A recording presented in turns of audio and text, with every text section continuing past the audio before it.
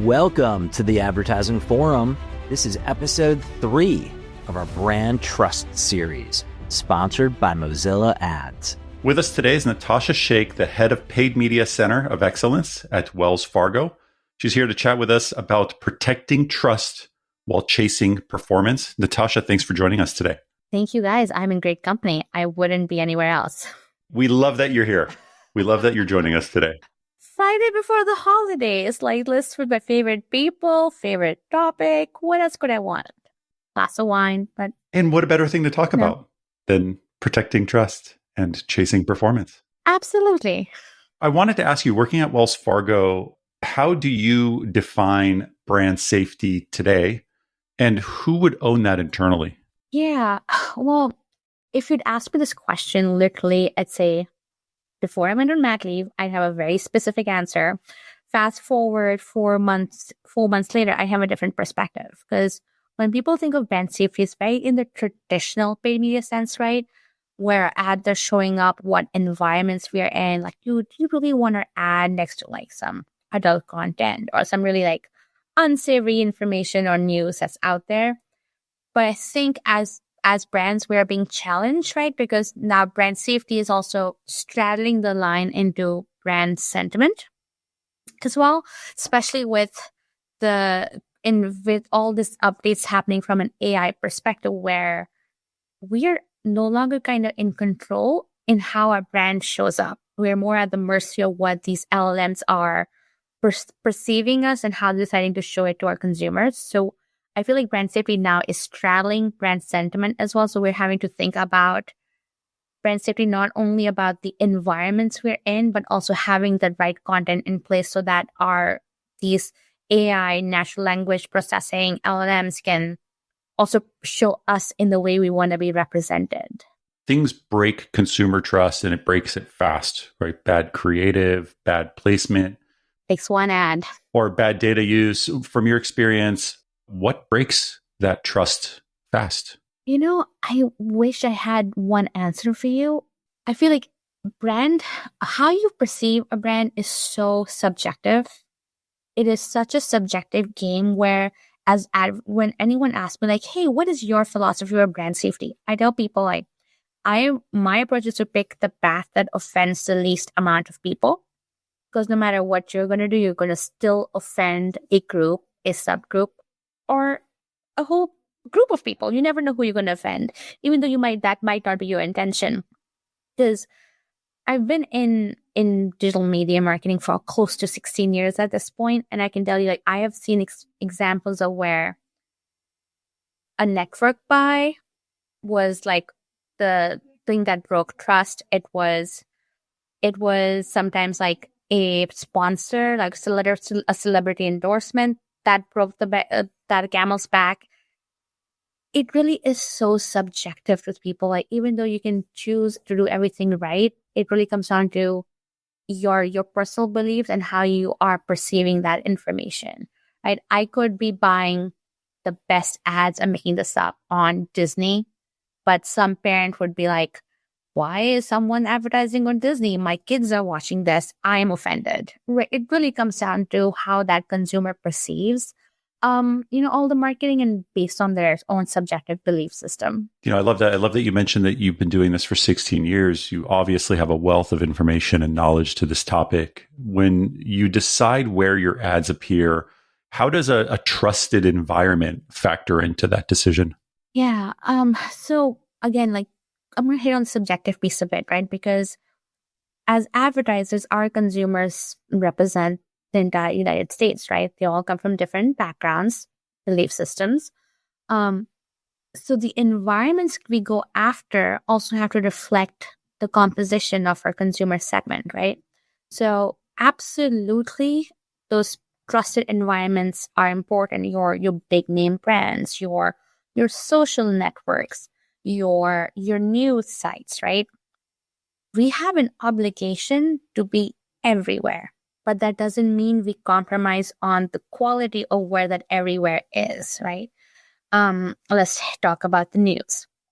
News, there's your top tier qualities. You're known forever, like the CNNs, the the Fox News of the world, right? You have those, you know who those are.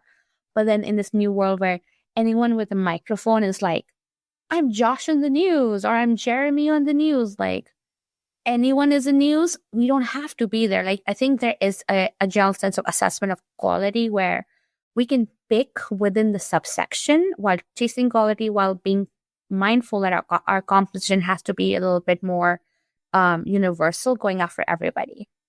Are privacy first platforms like Mozilla's Firefox and others reshaping how you think about media quality as a whole? Yeah. Yes and no, right? Because, well, those environments can be quality, but at the same time, we also have to think about our target consumer, right? Those privacy safe environments are great from a brand safety perspective, but they do bring the added challenge of like how do we find our customers in the most efficient way. So it's finding that balance of like getting the most privacy safe experiences while also like having the balance of like, can we find our consumers there?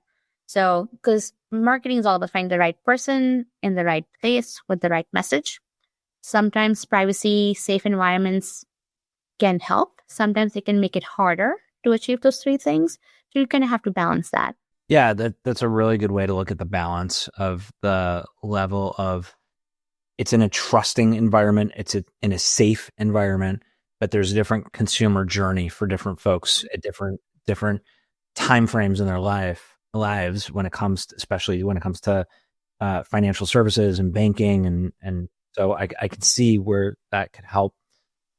With that said, with just all of the shifts and changes in how consumers work, how we target people, has social media made trust harder for you to control, or is it more transparent when we see earnings reports that from Meta and other walled gardens that they're having great quarters, they're hitting their metrics, but you don't know who you're hitting, so to speak? Honestly, I think it's become so much harder. Like, you're gonna laugh. Like 13 years ago, a boss I work for made a statement that I didn't think twice about, but I often find myself going back to it. He always said that no matter what you do, content will always be king. And I was like,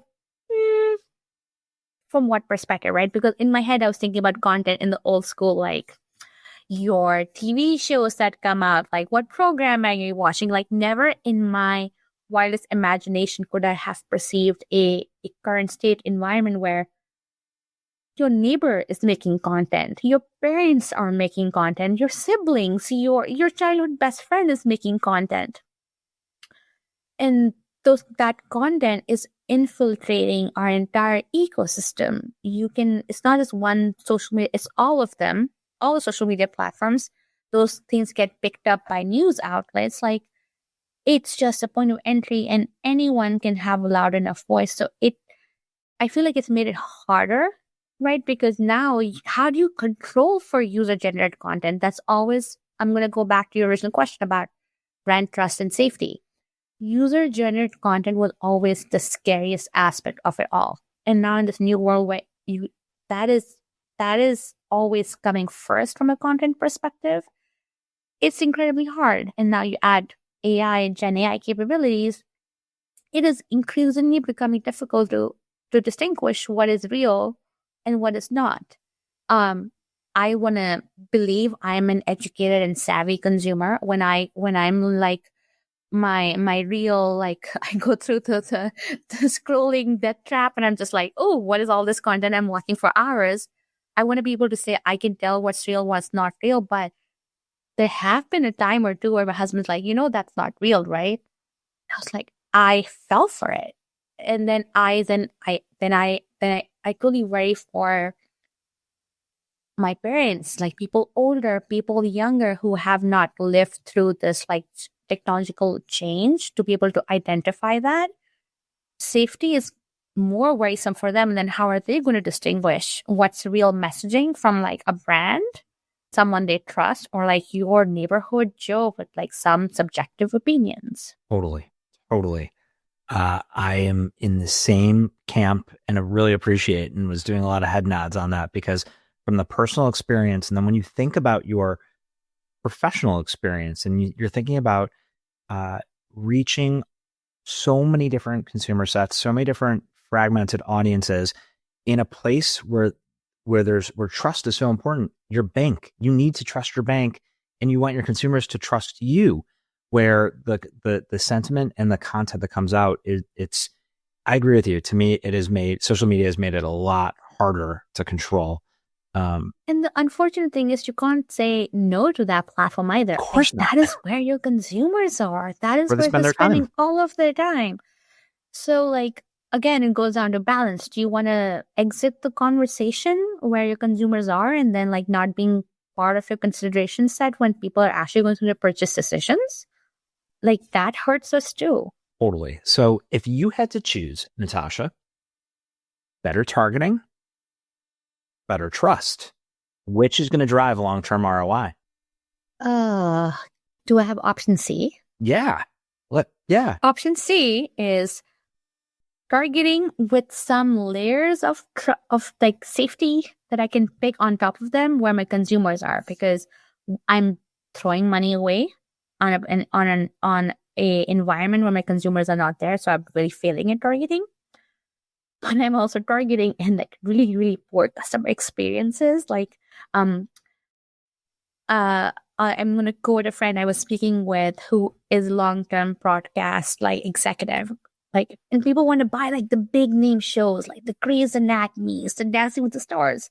Reality is your average consumer is watching cops, is watching cheaters, is watching really terrible, crappy TV, and that is where truly eyeballs are. But no one wants to buy that, right? So really, even though your consumers are there, brands don't want to buy that space. So you kind of had to find the happy medium where you're paying a little bit more because you have to pay for targeting, but you're also paying for, do you block for things like adult content? Do you block for things that are children focused, minor focused content? Paying that extra dollar or here, there, that extra premium is worth it, because you kind of again have to straddle. You can imagine and hope and pray all you want that everyone is watching the name brand cleanest environments. They're not. They're watching late night crap TV. That's really where your average consumer is, and you just have to find them in unique places while also caring for those needs. Natasha, this has been a great discussion. Thanks again for being with us on this episode, sponsored by Mozilla Ads, all about brand trust. On our next episode, we have Dominic Venuto, the Chief Product and Data Officer at Horizon. We'll be discussing how trust is the new media currency, so don't forget to tune in. Thank you, guys. Thank you. Natasha, this has been awesome. Thank you. Thank you.